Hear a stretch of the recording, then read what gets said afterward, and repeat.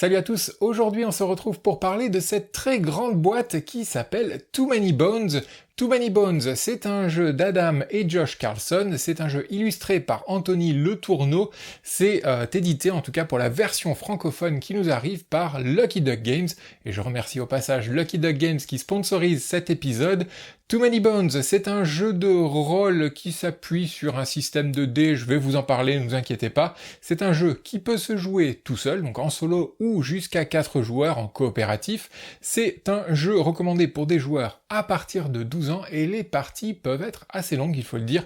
On va compter minimum 1 heure et demie si on va assez vite, et ça peut monter jusqu'à 2-3 heures, voire plus. Donc je ne vais pas vous expliquer toutes les règles de ce Too Many Bones, mais je vais vous donner un aperçu assez global pour vous donner, j'espère, le feeling général qui se dégage d'une partie. On va faire un tout petit bout d'aventure et un tout petit bout de combat, et voilà à quoi ça ressemble. Donc j'ai pas tout sorti puisqu'il y a beaucoup de matériel et je n'ai pas voulu vous encombrer avec du matériel qu'on n'utiliserait pas forcément. J'ai sorti une fiche de personnage, ou plutôt un tapis de personnage, puisque les fiches de personnage sont dans du tapis en fait, du néoprène. Donc on a Boomer, le personnage Boomer que j'incarnerai ici dans cet exemple, mais chaque joueur aurait son propre petit tapis, d'ailleurs je vais vous les montrer, ils sont sur le côté. Voilà les autres personnages qu'on aurait pu incarner. Piquette, avec la couleur bleue, donc aussi un tapis personnalisé. On a Patches, qui est là en couleur rouge, avec aussi, j'ai pas précisé, mais chacun a des pouvoirs différents ici, et des statistiques aussi différentes en haut. Et enfin, on aurait pu jouer avec Tantrum, ici également, avec des pouvoirs et des stats différentes. J'ai choisi pour l'exemple de partir avec Boomer, qui est ici, et pour l'exemple aussi, je me suis dit que j'allais quand même un petit peu tricher, augmenter ses statistiques, lui donner des capacités un petit peu supérieures par rapport avec ceux avec lesquels on partirait pour un début de partie, juste histoire de vous montrer un petit peu plus de choses que simplement le tout début d'une partie. Ici, on a le plateau qui va représenter les combats, on y arrivera tout à l'heure lorsqu'il y aura un combat, et des combats dans Too Many Bones, il y en a beaucoup, c'est même l'objet du jeu, puisque on va partir à l'aventure en incarnant l'un de ces Gearlocs, c'est la race que l'on voit ici, c'est une race qu'on ne connaissait pas, mais qui pourrait être tout droit sortie du Seigneur des Anneaux, si ce n'est qu'il y a un aspect technologique qui les différencie peut-être de cet univers, mais pour tout le reste, j'ai l'impression de me balader en fait dans des pages que l'on découvrirait du Seigneur des Anneaux. Un pendant de l'histoire qu'on ne connaîtrait pas, avec une nouvelle race, des créatures qui sont des orques, des trolls et des genres de choses comme ça, mais une nouvelle race que l'on incarne et qui part à l'aventure pour aller rencontrer, ou en tout cas essayer de découvrir un tyran. En début de partie, on va choisir le tyran que l'on veut affronter pour remporter la partie. Pour la partie d'initiation, la partie la plus courte, on nous recommande de jouer contre Nom qui est un troll que voici. Il a sa propre carte, il a des cartes aussi spécifiques qui vont intervenir durant l'aventure, mais donc voilà le tyran que je vais tenter d'affronter. Il y en a d'autres, je les montrerai en fin de vidéo. Le tyran vient aussi avec son propre jeton style poker, puisque le jeu, je ne les ai pas cités, mais Cheap Theory Games, qui a développé ce jeu pour la version anglophone, se fait une spécialité de jouer en fait avec des jetons dans tous les sens. Donc vous verrez beaucoup de jetons, des jetons pour le tyran, des jetons pour les ennemis que l'on verra, des jetons pour plutôt un jeton qui représente mon personnage, des jetons pour représenter mes points de vie. Bref, des jetons, il y en a un petit peu partout, et c'est la marque de fabrique de cette compagnie. Donc, on va partir à l'aventure. Le jeu va suivre un scénario, en fait, qui est constitué d'un tas de cartes. Ce sont des rencontres, en fait, que l'on va, on va découvrir aléatoirement. Il y a bien plus de cartes que ça. On va en piocher un certain nombre en fonction du nombre de joueurs, en fonction aussi de ce qu'on nous dit par rapport au tyran.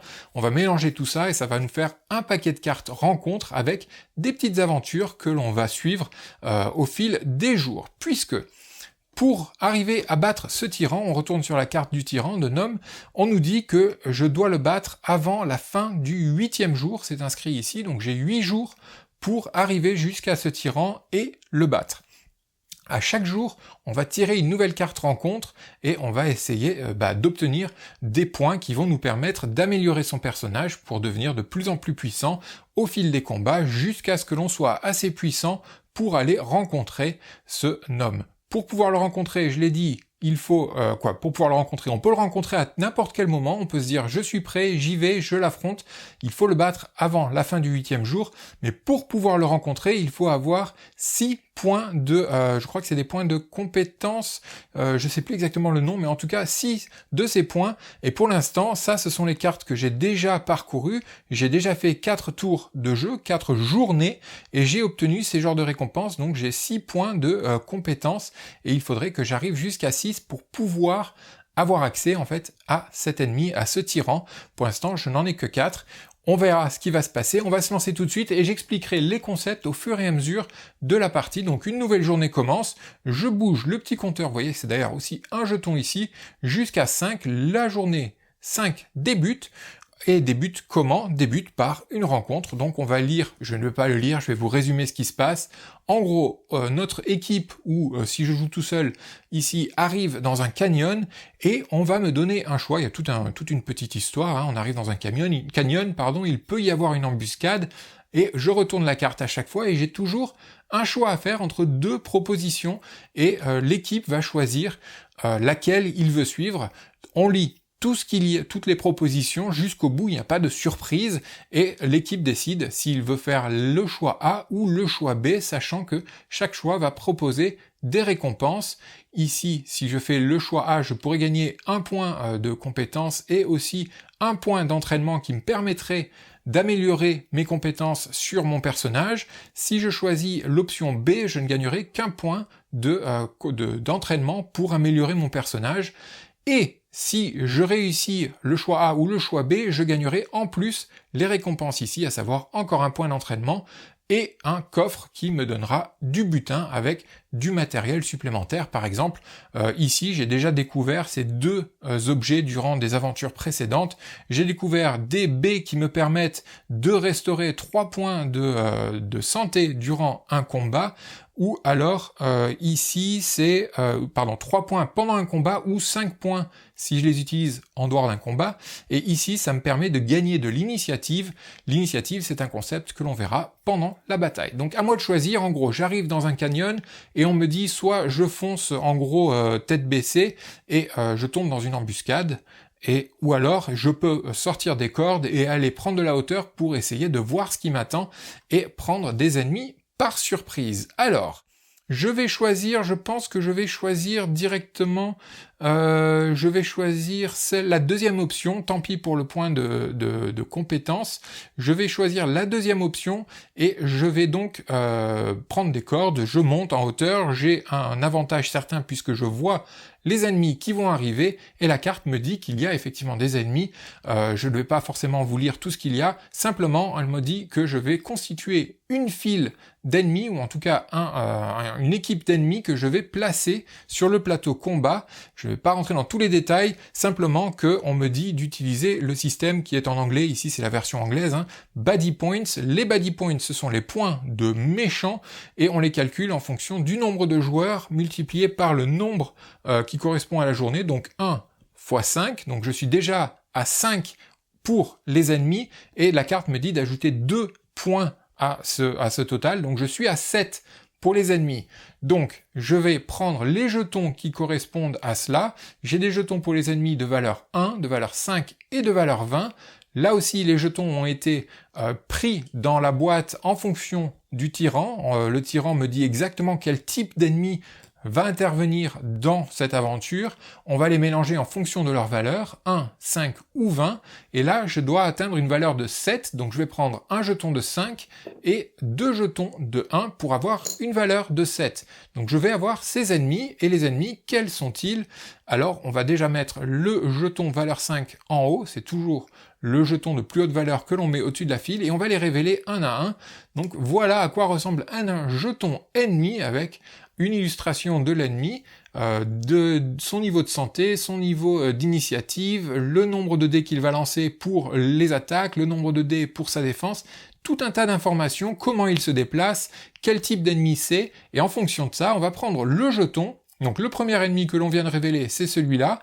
C'est le premier ennemi, donc on va venir ici prendre, hop, le petit marqueur numéro 1, puisque c'est le premier ennemi, on va le mettre juste en dessous pour dire qu'il apparaît dans la colonne bleue, le premier ennemi apparaît toujours dans cette colonne, puis on va lui ajouter des points de santé, ici cet ennemi a 5 points de santé, donc je vais prendre 5 jetons rouges que je mets en dessous de l'ennemi. Je regarde ensuite le type d'ennemi, on me dit que c'est un ennemi, alors c'est tout petit, hein, mais c'est un symbole de mêlée en fait, cet ennemi attaque au corps à corps, donc on va le mettre dans cette colonne, ici, sur la marque du corps à corps, donc l'ennemi commence ici, et on va faire ça avec tous les ennemis. Le deuxième ennemi, on le regarde, ici, il a 4 points de santé, donc c'est déjà le deuxième ennemi, on va prendre le jeton numéro 2 qu'on place ici, il a 4 points de santé, donc 4 jetons de santé en dessous de lui, et on va le placer dans la colonne numéro 2 avec, c'est aussi un ennemi au corps à corps. Ce que j'ai oublié de faire, juste un instant, on revient sur le premier ennemi, il a aussi une initiative de 2, donc on va prendre le dé qui lui correspondait, le dé bleu, que on va mettre sur 2, sur la valeur 2, et on va le mettre dans la piste d'initiative, et vous allez comprendre dans un instant à quoi ça sert. Ensuite, on avait le deuxième ennemi qui lui aussi a une initiative de 2, c'est indiqué ici, donc on prend aussi son dé, qui vous voyez c'est la colonne, l'ennemi numéro 2, et on va choisir la valeur 2 qui se trouve ici, et on va venir le placer aussi dans la colonne d'initiative. L'initiative va indiquer l'ordre dans lequel les personnages ennemis et héros vont jouer durant un tour de combat.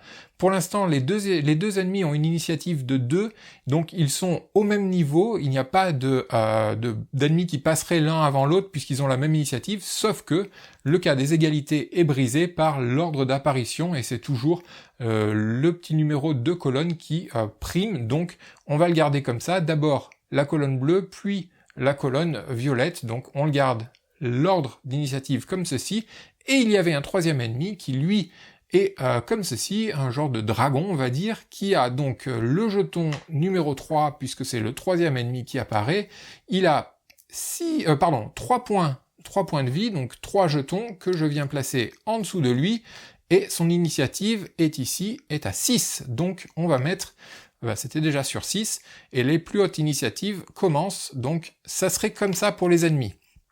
Et il apparaît donc dans la colonne ici, et c'est un ennemi qui attaque à distance, donc on vient le placer sur cette case, vous voyez, à distance, hop, comme ceci. Les ennemis sont placés, il ne reste plus qu'à placer mon personnage.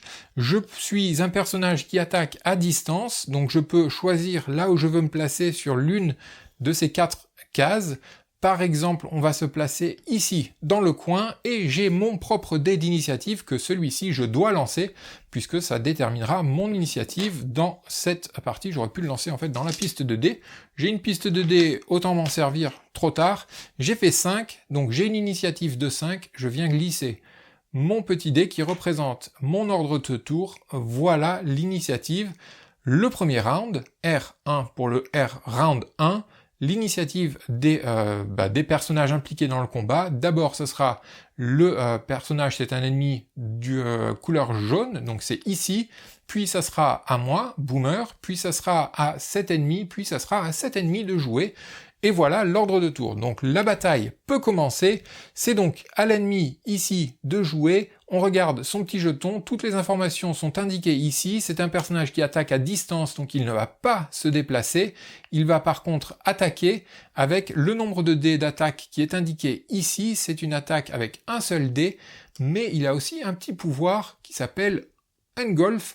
Le pouvoir Engulf, je vais regarder les aides de jeu, puisqu'il y a évidemment des aides de jeu. Un jeu de rôle ne serait pas un jeu de rôle sans aides de jeu. On a beaucoup d'aides de jeu ici, avec une fiche qui va nous résumer beaucoup d'informations sur le déroulement de la partie, mais également la liste de tous les pouvoirs que l'on peut trouver chez les ennemis. Ici, Engulf, on peut le regarder. Ici, on nous dit que tous les dégâts que cet ennemi va faire vont aussi toucher les ennemis, les ennemis ou les alliés adjacent à cette créature, donc si il m'attaque, les autres personnages qui seraient adjacents et là, le fait d'être adjacent, ce n'est pas en diagonale, donc ici, s'il y avait des personnes ici, elles recevraient aussi des dégâts, si je me souviens bien.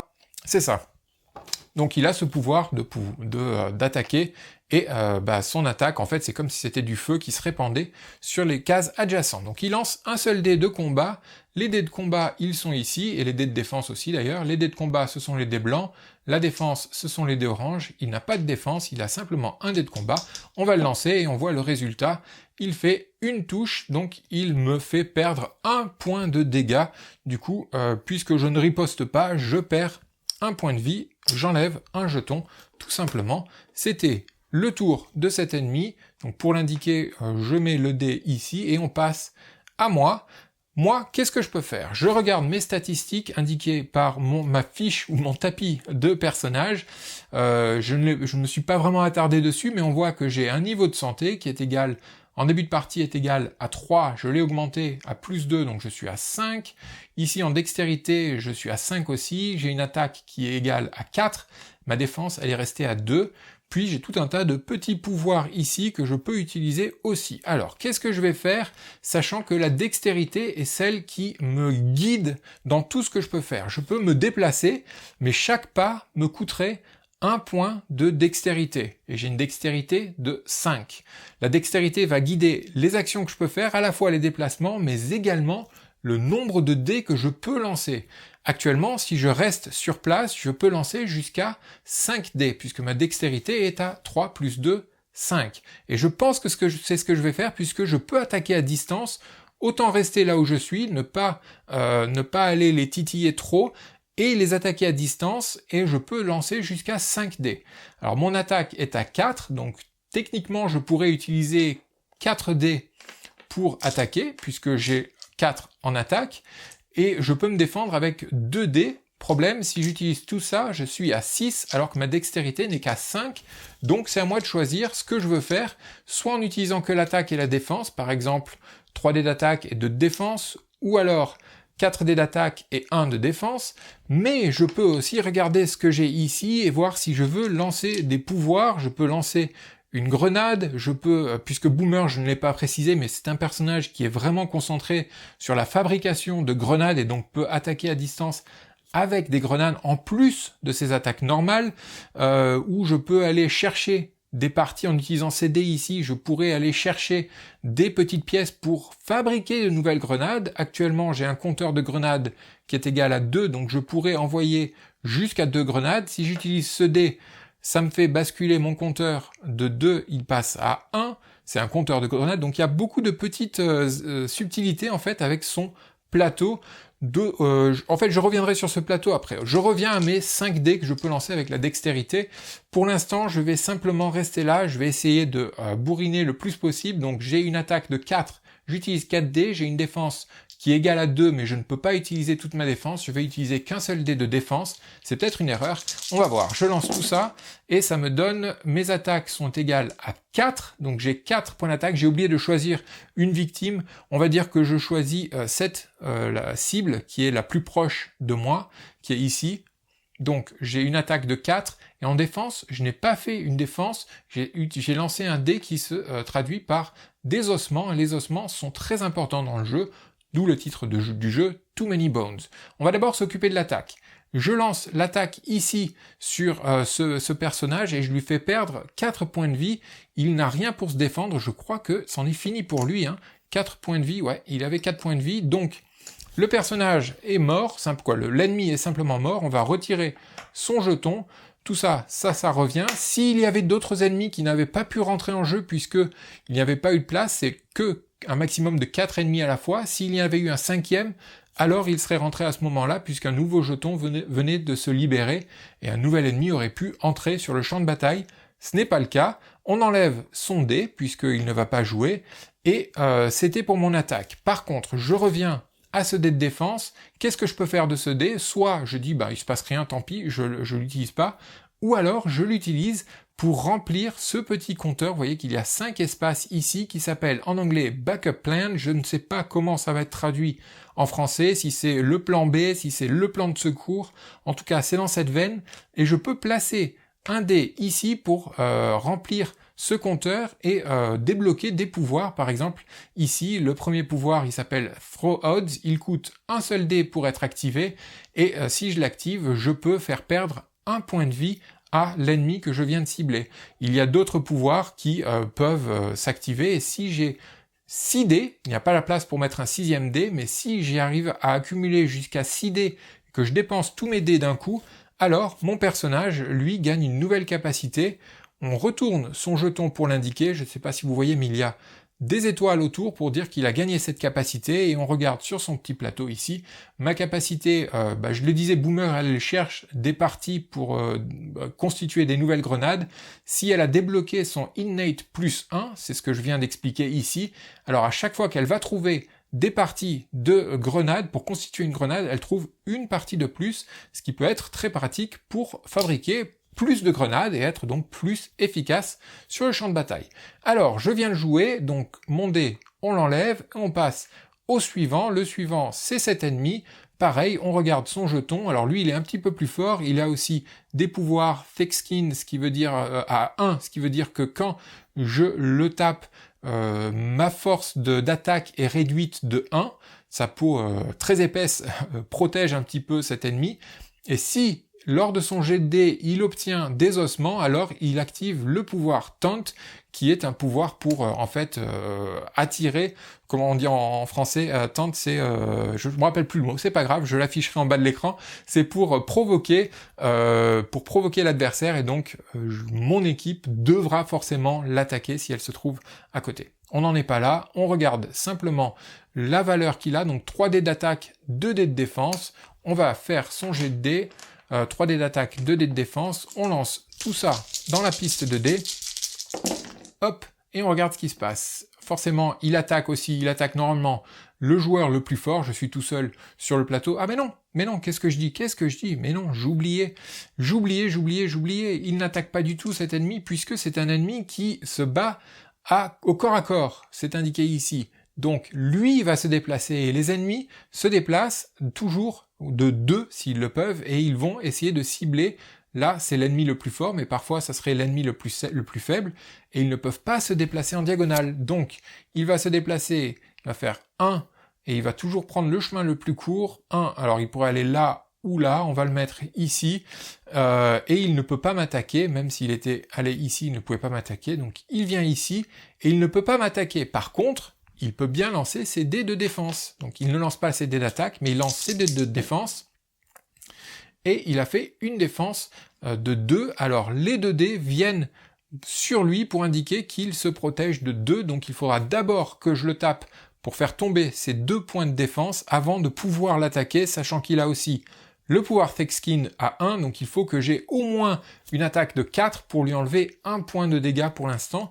Donc ça peut être chaud avec Boomer, qui n'est pas celle qui frappe le plus fort, mais c'est pas grave, c'est le jeu. Par contre, ces 2 dés de défense, ils sont là, tant que je ne les fais pas tomber, il ne lancera plus de dés de défense. Donc voilà, il vient de jouer, du coup il ne m'a pas attaqué, c'était le premier round, on passe au deuxième round du combat, en suivant toujours le même ordre. Donc ici, c'est cet ennemi qui va réattaquer. On a dit que cet ennemi attaque avec un dé simplement. Donc hop, il me fait perdre encore 1 point de vie, comme ceci.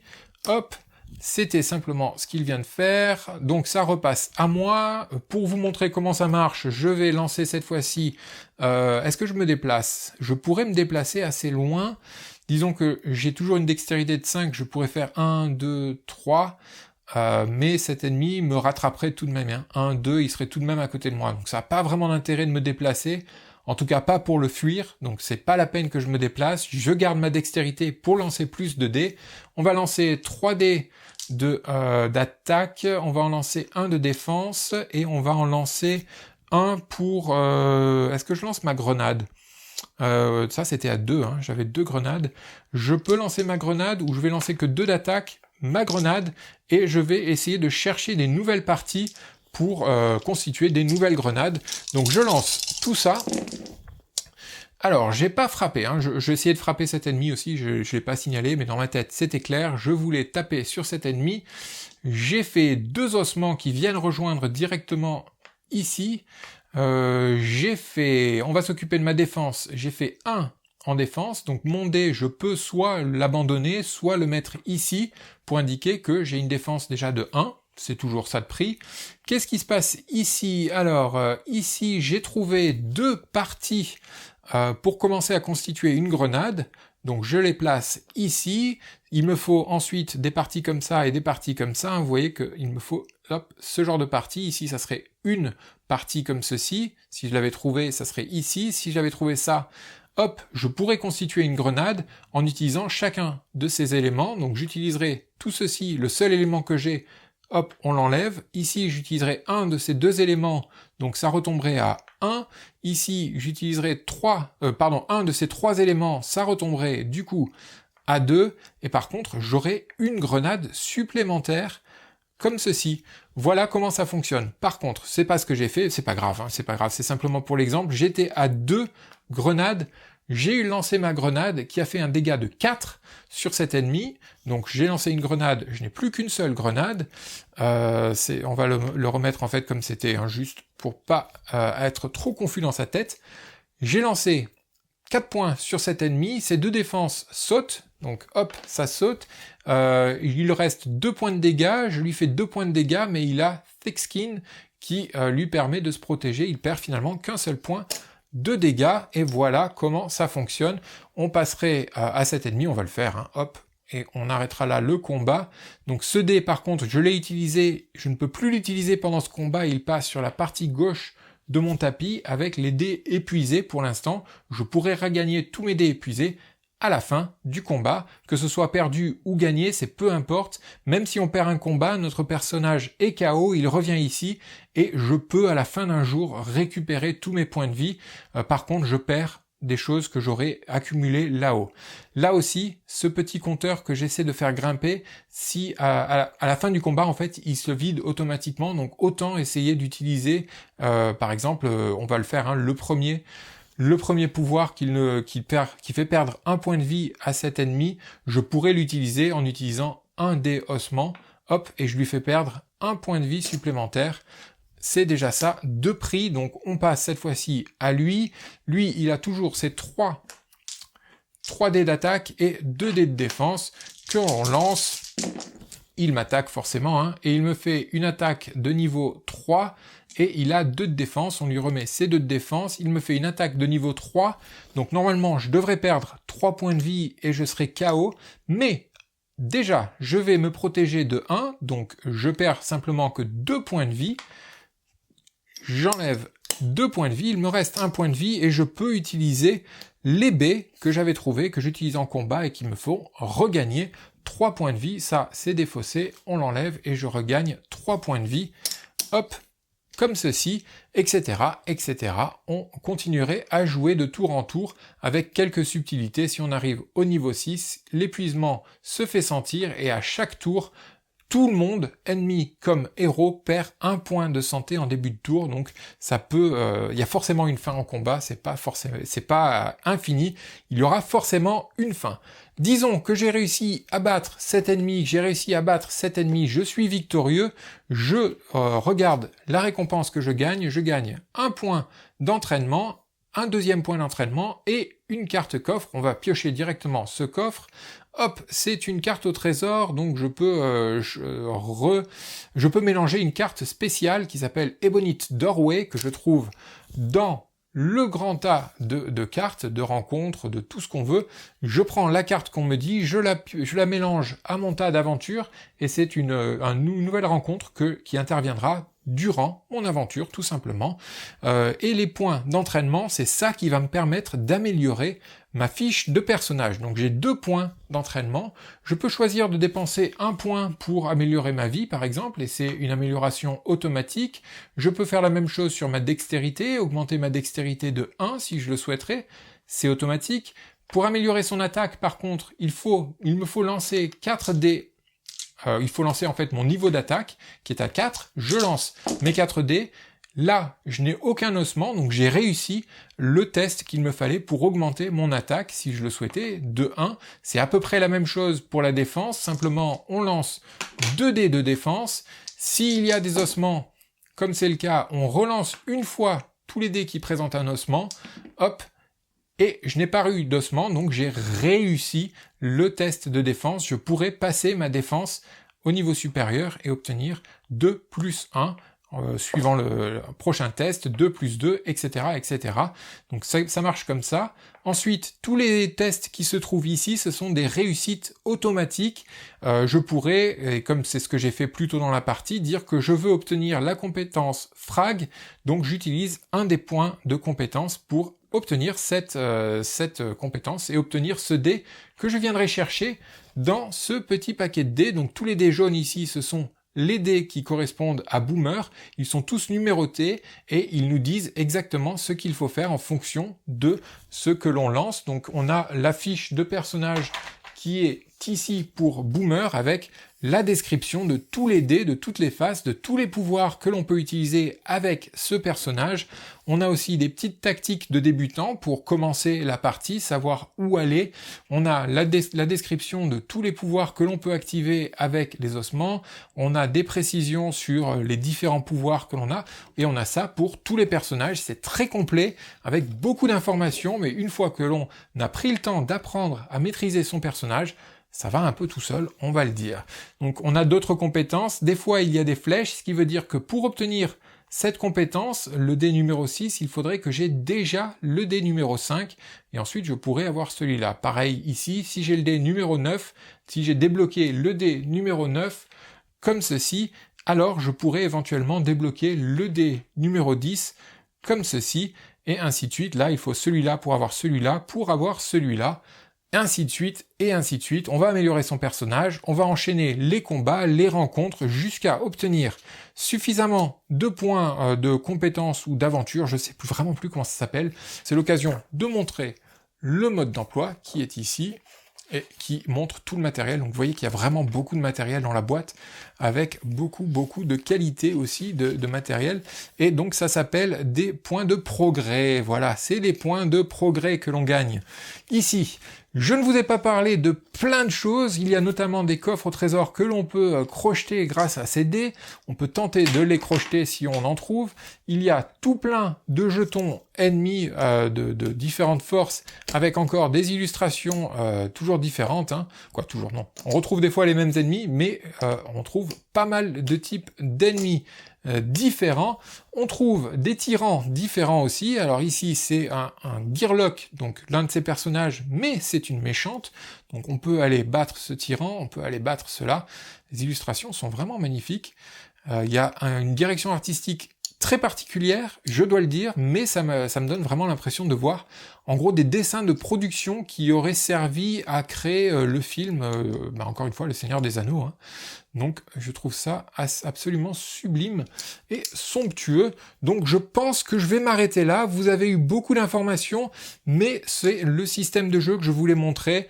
On regarde la rencontre que l'on doit faire, on choisit ce que l'on souhaite faire, un combat à phase déclenchée, on gagne ou on gagne pas, on obtient ses récompenses. Lorsqu'on pense qu'on est suffisamment fort pour aller affronter le tyran, on va l'affronter, sachant que lui a des capacités spéciales, il vient avec généralement un dé spécial qui va faire des coups bien plus puissants, et il a aussi toujours son propre jeton. Bref, vous avez eu un aperçu de ce qui s'appelle, c'est comme ceci, Too Many Bones, une grande boîte, donc à l'origine c'était Cheap Theory Games, et la version francophone nous arrive grâce à Lucky Duck Games, que je remercie encore une fois, et je vous remercie également, vous, d'avoir regardé cette vidéo, merci de votre fidélité, on se retrouve très vite dans une autre vidéo, à bientôt, ciao!